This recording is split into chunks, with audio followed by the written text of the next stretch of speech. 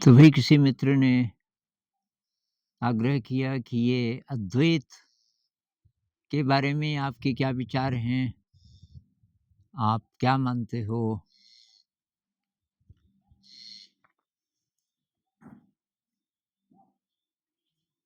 तो वैसे तो अद्वैत का मतलब है ना कि 2 नहीं है। जैसे हम बोलते हैं कि बनाने वाला, जब-जब हम बोलते हैं कि ये क्यों बनाया भगवान जी ने, ये कि रचना क्यों की? तो इसका मतलब हम 2 मान रहे हैं। एक जो रचना है और एक रचनाकार है। हम उनको 2 मान रहे हैं।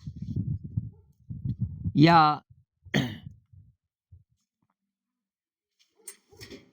जब हम प्रार्थना करते हैं कि हे ईश्वर, मेरी मनोकामना पूरी हो जाए, तो किसको बोल रहे हैं? तो मतलब कोई और है, जो मेरे जीवन को देख रहा है, चला रहा है, कोई दूसरा है। तो द्वैत हो गया एक तरीके से। जब हम बोलते हैं कि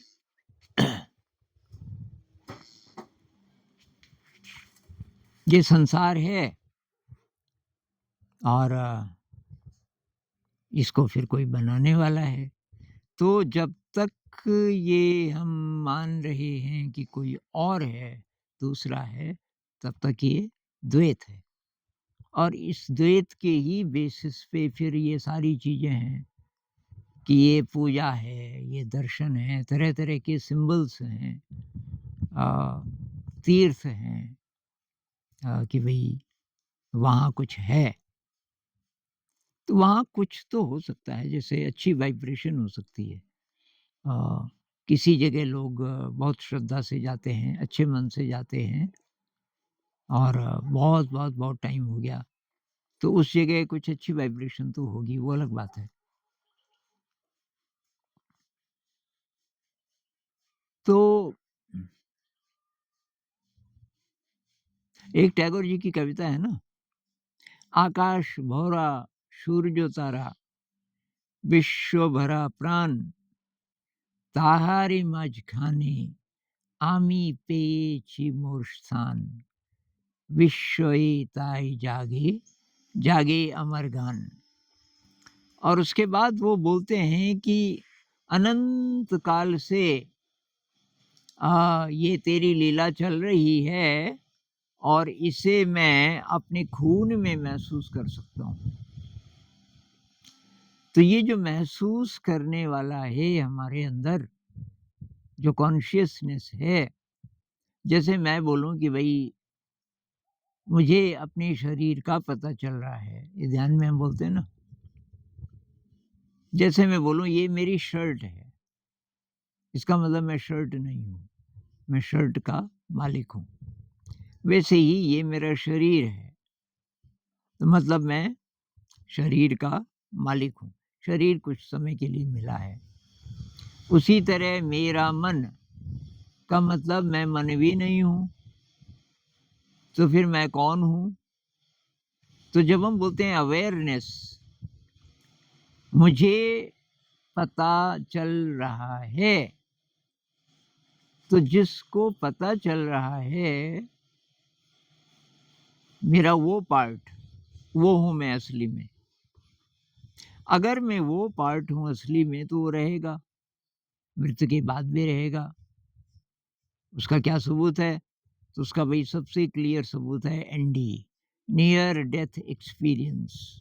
जो लोग मर गए थे, ब्रेन मर गया, एक न्यूरोसर्जन थे, एबन अलेक्जेंडर। क्योंकि वो न्यूरोसर्जन थे, तो वो अच्छी तरीके से समझा सकते हैं।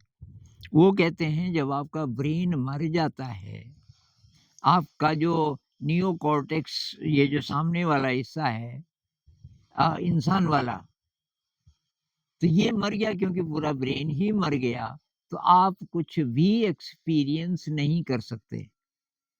जो लोग कहते हैं कि एनडीई इल्यूज़न है, भ्रम है, कल्पना है, भई मरा हुआ आदमी कल्पना कर सकता है?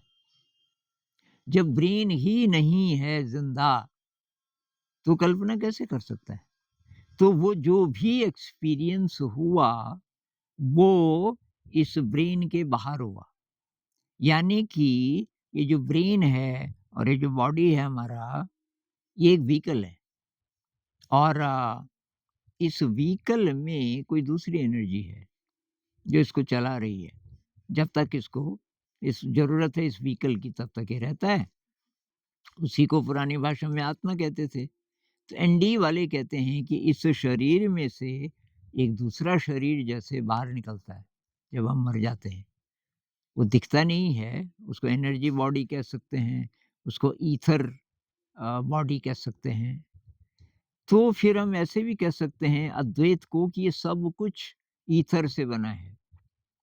ईथर एक ऐसी चीज़ है बीच की कॉन्शियसनेस और ये जो मैटर है इस दुनिया का, इलेक्ट्रॉन, प्रोटॉन, न्यूट्रॉन से जो बना हुआ है और मैटर, लिविंग मैटर सब, सारे जीवधारी अ, सारा ब्रह्मांड, तो ये हुआ एक प्रकार के मैटर से बना हुआ।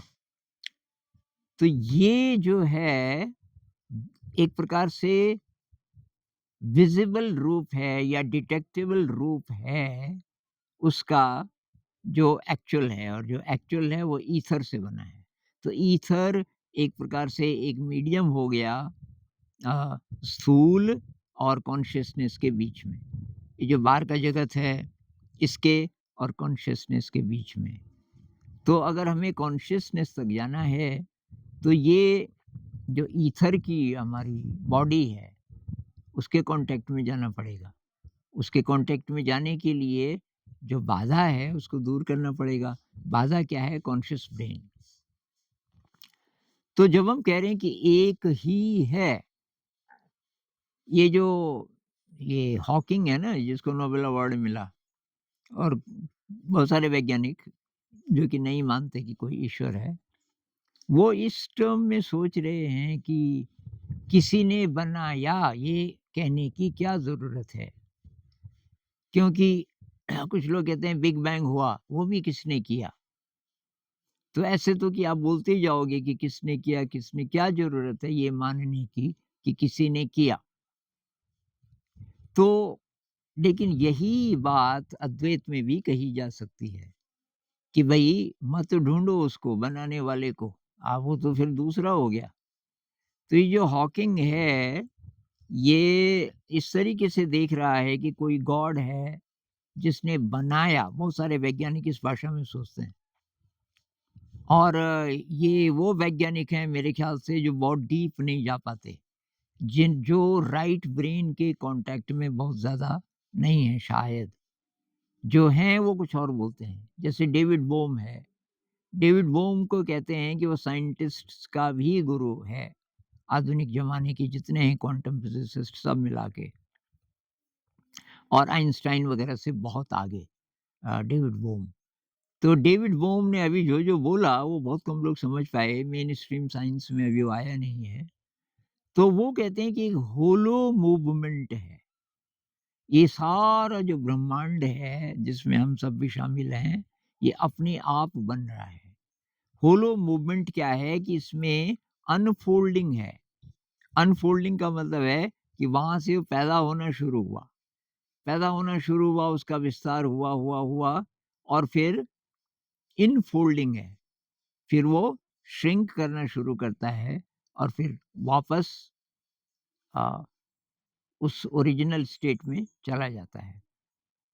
और वो ऐसी-ऐसी बात भी करता है कि जो ये मैटर है इस धरती का, ये फोटोन है, सूरज की रोशनी को करके कंडेंस कर दिया किसी फ़ोर्स ने और फिर ये सब कुछ बना।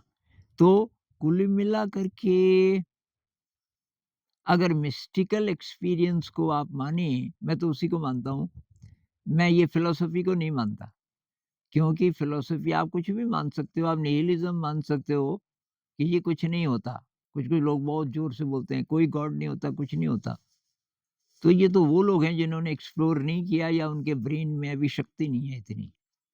लेकिन कोई भी फ़िलॉसफ़ी आप मान सकते हो, उसकी कोई वैल्यू नहीं है जब तक एक्सपीरियंस को उसमें शामिल ना करो। एक्सपीरियंस है गाइड।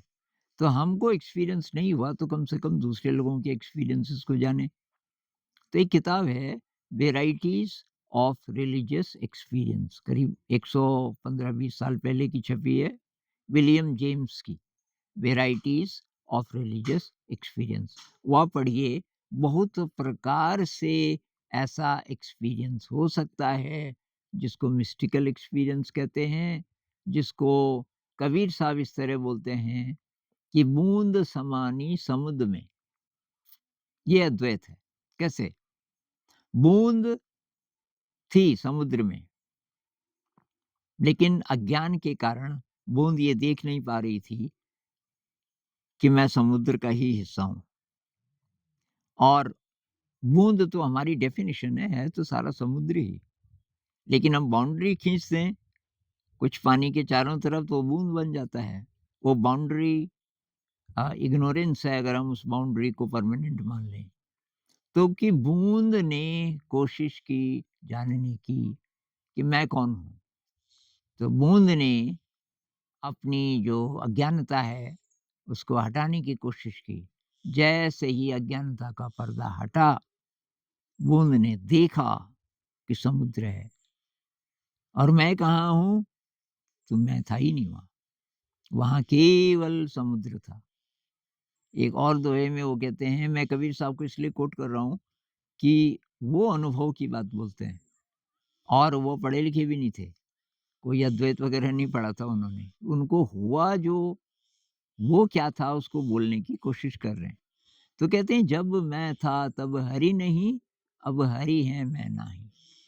तो हरि और मैं तब तक 2 हैं जब तक मैं की बाउंड्री है। जब तक हम इसको मैं माने इतने-इतने को, ये शरीर और ये मन और मैं चला रहा हूँ अपनी ज़िंदगी और मैं पैदा हुआ था, फिर मैं मर जाऊँगा, खत्म। ये जब तक आप मानते हो तब तक हरि नहीं। आपको अपनी दिव्य स्वरूप का पता ही नहीं चलेगा। अब हरि हैं मैं नाही, लेकिन अज्ञानता दूर हो जाए तो अब मैं है ही नहीं, अब केवल हरि है। इसी को दूसरी तरीके से बोला गया है अहम ब्रह्मास्मि, मैं ही ब्रह्म हूँ। अब लोग बोलते हैं कि जी मैं ही ब्रह्म हूँ, मतलब मैं ही भगवान हूँ तो मैं दुखी क्यों हूँ? भई दुखी हो अज्ञानता के कारण। दुखी अभी तो आपके लिए फ़िलॉसफ़ी है ना, जब तक आपको थोड़ा ना थोड़ा एक्सपीरियंस नहीं हो जाता अपनी दिव्यता का, तो तब तक तो ये फ़िलॉसफ़ी है। और इस फ़िलॉसफ़ी से आपको मदद नहीं मिलेगी। आपकी जो मैल की परतें हैं, अज्ञानता की परतें हैं, इनको तोड़ने में फ़िलॉसफ़ी मदद नहीं करती। फ़िलॉसफ़ी एक तरफ रह जाती है जब ज़िंदगी में कोई कष्ट आता है, कितना ही कोई बोल ले कि आत्मा अजर अमर है। नैनम छिन्दन्ति शस्त्राणि नैनम दहति पावकः, आप रोज़ भगवत गीता पढ़ते हो और उसमें ये आता है कि भई आत्मा का कुछ नहीं बिगड़ता, केवल शरीर नष्ट होता है। अब आपका कोई प्रिय मर गया परिवार में, बहुत क्लोज़ कोई था, आप बहुत प्यार करते थे समय से पहले ही, अचानक अब जो दुःख होता है उस समय हम सब भूल जाते हैं कि कृष्ण ने क्या बोला अर्जुन को, नैनम छिन्दन्ति शस्त्राणि इत्यादि। क्योंकि वो तो हमने पढ़ लिया था बस। पढ़ लिया था किसी स्तर पे मान भी लिया था रैशनली, लेकिन एक्सपीरियंस जब तक आपको नहीं होता थोड़ा-सा, तब तक फ़िलॉसफ़ी से तो भाई मदद नहीं मिलेगी।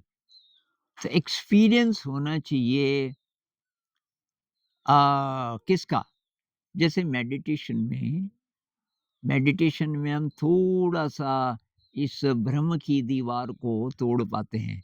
कुछ-कुछ पलों के लिए मुझे काफ़ी कमेंट्स भी आते हैं, किसी-किसी को ज़रा देर का भी अनुभव हो जाता है कि समय खत्म हो गया, टाइम खत्म हो गया और आज ही ये कमेंट आया किसी का कि मैं खत्म हो गई, किसी महिला का, मैं खत्म हो जाती हूँ, एकदम ज़ीरो, काफ़ी टाइम तक। मैं सजग हूँ, लेकिन मैं खत्म हो गई। ऐसा लगता है मैं हूँ ही नहीं। ये ऐसे-ऐसे जो एक्सपीरियंसेस हैं, ये समाधि के एक्सपीरियंस कह लीजिए कि आप टाइम और स्पेस के पार वहाँ पहुँच गए जो आप असली हैं। ये शरीर तो कुछ टाइम के लिए है ना, ये भी असली है जब तक है, लेकिन हमें पता होना चाहिए कि इसकी सीमा क्या है, ये लगातार बदल रहा है और इसकी ज़रूरत है इस जगत में। इसकी ज़रूरत है अपने मैल को धोने के लिए, साधना के लिए मिला है ये शरीर बेसिकली कि हम कैसे इस जन्म में थोड़ा पवित्र हो सकें। पवित्र होके तब पता चलेगा कि मैं ही वो हूँ। और ये एनडी वाले बोलते हैं कि जब ये आत्मा निकल जाती है अपने शरीर से, तब वो अनंत हो जाती है। अनंत हो जाती है और तब आपको पता चलता है कि आई एम इन्फिनिट और सब एक ही है। एक ही एनर्जी हर जगह है। जो एनर्जी चाँद-तारों को, गैलेक्सीज़ को चला रही है, पूरे ब्रह्मांड को चला रही है, वही एनर्जी, वही इंटेलिजेंस मकड़ी के अंदर है जिससे उजाला बनती है। वही इंटेलिजेंस फूल के अंदर है, जिससे वो खिल पाता है और अपनी सुगंध बिखेर पाता है। वही इंटेलिजेंट बीज के अंदर है कि कैसे अंकुरित होना है। वो सब हमें नहीं पता, बीज को पता है। उसको अनुकूल परिस्थितियाँ मिलती हैं, तो उसका जो भी स्वभाव है, जो गुण-धर्म है, वो प्रकट होना शुरू हो जाता है। ये सारी जो इंटेलिजेंस है, ये एक ही है। तो कोई सुपर इंटेलिजेंस का सेल्फ रेगुलेटेड फ़ील्ड है, जो अपने आप चल रहा है और उस फ़ील्ड में हम सब के सब पार्टिसिपेंट्स हैं। वो जो फ़ील्ड है पूरा वो हम सब से मिल कर के बना है और अपने को अभी-अभी मत देखिए इसी लाइफ़ टाइम में। ऐसे देखिए कि आप हज़ारों बार कई-कई शरीरों में आ चुके हैं। कई-कई प्रकार से डांस करके चले गए और आपकी जो ओरिजिनल एनर्जी है, वो टाइम और स्पेस से बाउंड नहीं है। लेकिन उसका एक्सपीरियंस चाहिए भई, इस जन्म में जब तक ये शरीर है, थोड़ा ना थोड़ा एक्सपीरियंस चाहिए जो आपको मेडिटेशन से मिल जाएगा। नो बाउंड्री एक्सपीरियंस, बूँद और सागर में कोई फ़र्क ही ना रहे, फ़र्क ही ना रहे तो बूँद खत्म हो गई। इसको ऐसे भी बोलते हैं नमक का पुतला, कि कोई नमक का आदमी था, नमक का बना हुआ था उसका शरीर और किसी ने बोला भई ये समुद्र की गहराई नापने जा। उसने छलांग लगाई समुद्र के अंदर तो समुद्र तो नमक ही होता है, नमक का पानी। वहाँ जाके वो नमक का पानी बन गया, समुद्र बन गया। फिर वो कि बाहर निकला और उसने बोला मैं ही समुद्र हूँ। मतलब आप गायब हो जाते हैं, आप गायब हो जाते हैं। उस एक्सपीरियंस में ये मैं ख़त्म हो जाता है और पता चल जाता है कि ये मैं ट्रांज़िटरी है और एक लेवल पे भ्रम है, लेकिन इसकी ज़रूरत है साधना के लिए।